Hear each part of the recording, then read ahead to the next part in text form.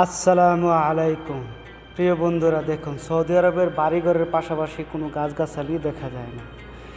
এদেশের মধ্যে প্রায় রাস্তাঘাটের মধ্যে গাছগাছালি দেখবেন, কারণ প্রচুর পানির প্রয়োজন পড়ে। সৌদি সরকার এই গাছগাছালিগুলো লাগিয়ে থাকে ও পরিচর্যা করে। দেখুন মাশাআল্লাহ, রাস্তার মধ্যে, গ্রামীণ রাস্তার মধ্যে কত সুন্দর খেজুর ধরে আছে, কিন্তু খাবারের মানুষ নেই। এটাই প্রকৃতির নিয়ম, যেখানে যে জিনিস বেশি এখানে ওই জিনিস অবহেলিত হয়। একটা গাছের মধ্যে প্রচুর পরিমাণে খেজুর ধরে, কিন্তু খাবারের মানুষ নেই, রাস্তার মধ্যে হয়ে আছে। এই যে এখন গরমের সিজন, খেজুর পাকতেছে। এটা আমাদের বাসার সামনের রাস্তার মধ্যে লাগানো খেজুর গাছগুলো।